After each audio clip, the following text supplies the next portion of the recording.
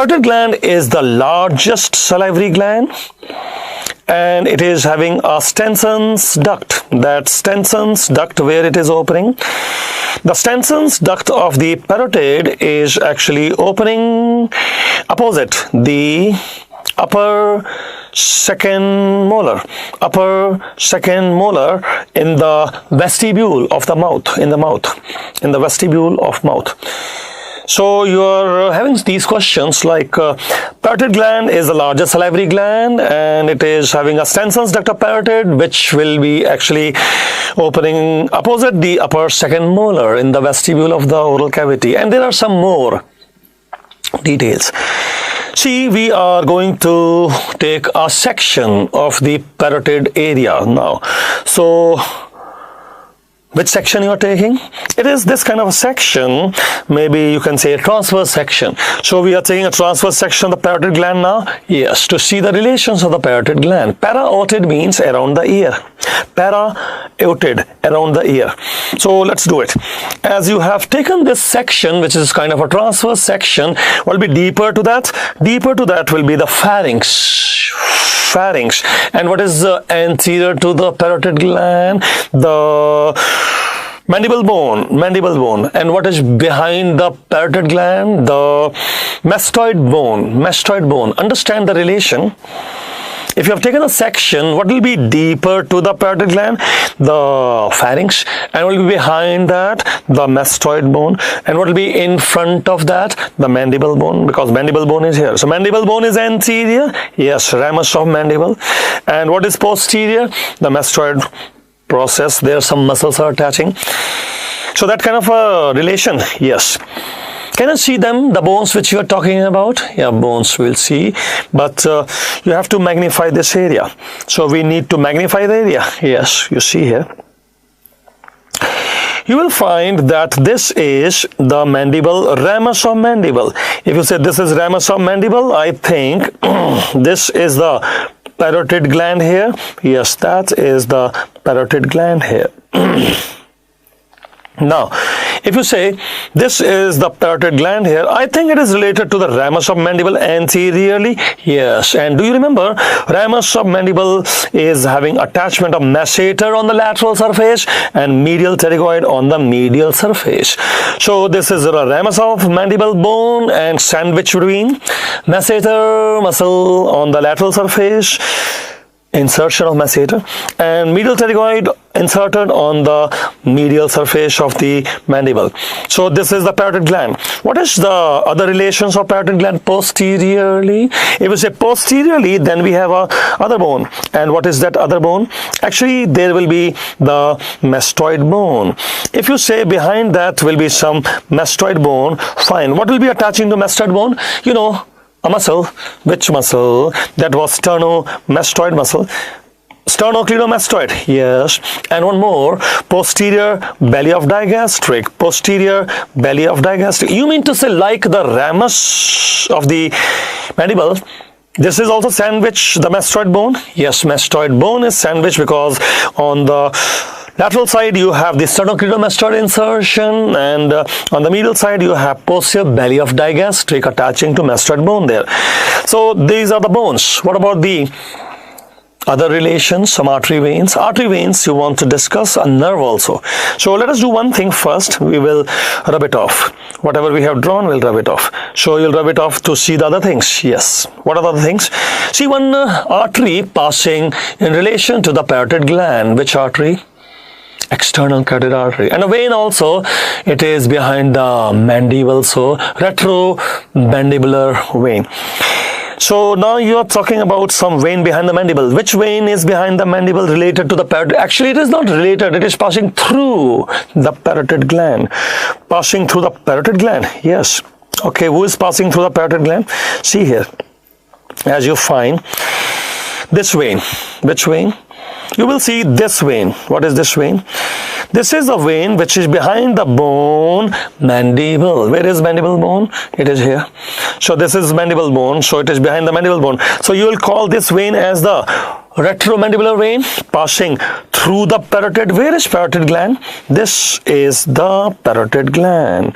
If you say this is the parotid gland, along through that is passing the retromandibular vein. I think some artery is passing through that substance of the gland. Yes, artery passing through the substance of the gland, and that artery you can see here, and we are calling it as shall I use this color, external carotid artery, surrounded by some sympathetic plexus. So there is some external carotid artery surrounded by sympathetic plexus, and it is also passing through the gland. Yes, through the gland one nerve is also passing, and that nerve which is passing is actually making a plane. There is a name also to the plane. And what is the name of the plane? See, this is the facial nerve coming out of stylomastoid foramen. As the facial nerve come out of the stylomastoid foramen, it is passing in the middle of the gland, and when it is passing in the middle of the gland, it will create a plane, and that is a surgical plane, and the surgeons will use that plane to avoid injury to the facial nerve. You don't want the facial nerve to be damaged, so you just follow this surgical plane where you have the facial nerve passing. But facial nerve do not supply the parotid salivary gland. It is supplied by glossopharyngeal nerve. Okay, there's a description that this parotid gland is having some lymph node which are deeper to the facial nerve and superficial to the facial nerve. Where do you have more of the lymph node? Is a question. You tell lymph node are more in the superficial area and less in the deeper area. Mean to say the plane which is created by facial nerve is dividing the gland into deeper part, superficial part, and lymph node are more in the superficial part and less in the deeper part. These are all MCQs, you know. Now, with all that information, whatever you have gathered here, let us look at another diagram which is here. So, you want to look at the transverse section of the parotid gland region? Yes, actually. And it is here. You see, this is the facial nerve. And what is facial nerve doing? It is dividing the gland into two parts, and the superficial part has more of the lymph node. You are telling that this is the superficial part having more of the lymph node. The deeper part will have less lymph node. Yes, and this is the facial nerve, creating some surgical plane. Yes, that is a surgical plane. The surgeons will follow that when they are working on the parotid gland, and to avoid the injury to the facial nerve. And what is this artery here you were talking about? That artery is the external carotid artery. And which vein you were talking about? It is behind the mandible.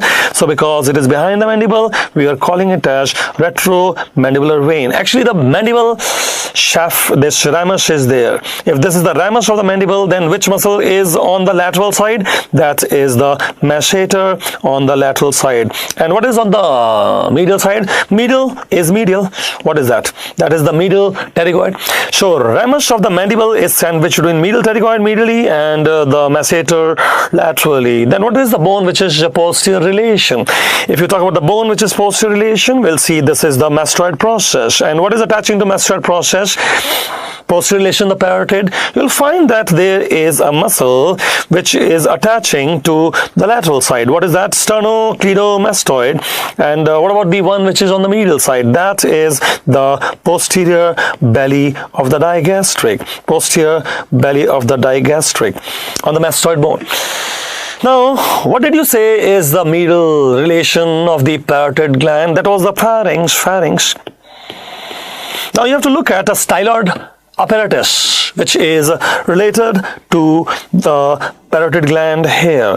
If you say this is a styloid process related to the parotid gland, let us draw the diagram and discuss the styloid process there related to parotid gland.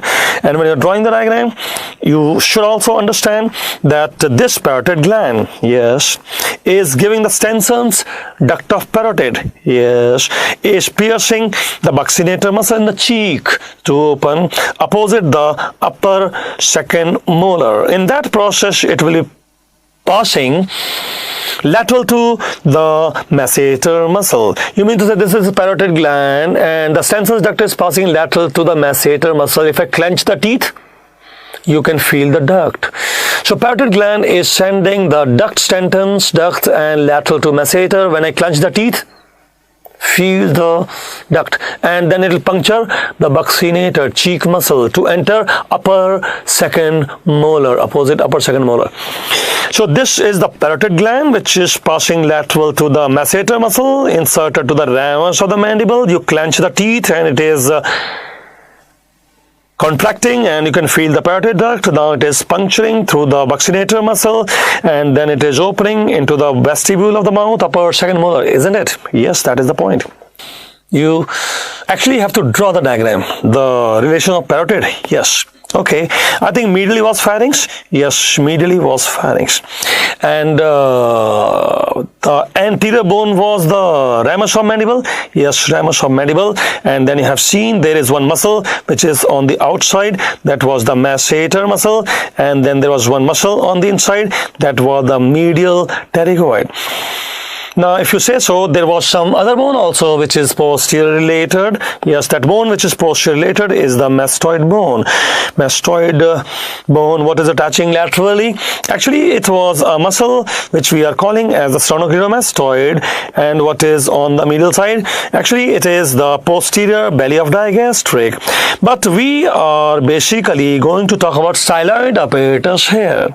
But what styloid apparatus? First, you tell me where is the parotid gland. Parotid gland. Parotid gland is actually here. Where? The parotid gland is like this.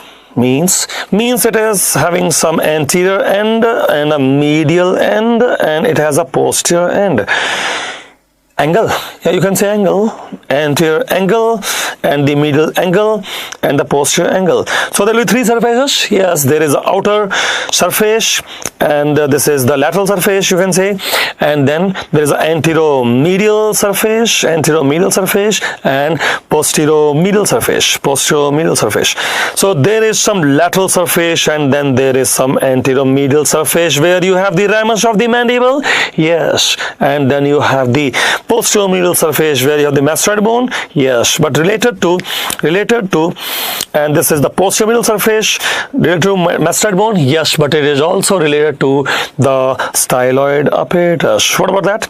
Actually, there is a styloid process having three muscles attaching. What are three muscles attaching to styloid process? Their names are starting with stylo only. What is stylo? Actually, there will be styloglossus to the tongue, stylopharyngeus to the pharynx, stylohyoid to the hyoid bone. So stylohyoid to the hyoid bone. Yes, styloid process, hyoid bone, and styloglossus to the tongue. Yes, and stylopharyngeus to the pharynx. Yes. And they are all related to the parotid gland here. Posteromedially, yes. What is near the medial angle? Near the medial angle is the pharynx. Okay. What are the structures traversing through the parotid? Structures traversing through the parotid. We have known a nerve. Which nerve? That is a facial nerve creating a surgical plane. And there are more lymph nodes in the social part, less lymph nodes on the deeper part. Then there was some vein also behind the mandible. Yes, that vein which is behind the mandible is called as the retromandible vein. And along with retromandible vein, what else was there? Actually, it was some artery also. And what was the name of artery? External carotid artery with some sympathetic plexus around that. So external carotid artery passing through the gland and with sympathetic plexus around that. Yes, these are all relations of the parotid salivary gland. And the duct is passing like this. How? See, the duct is coming from the parotid gland. Yes, passing lateral to the masseter muscle, right, and puncturing a muscle here which is called as buccinator, and then opening in the upper second molar, opposite the upper second molar.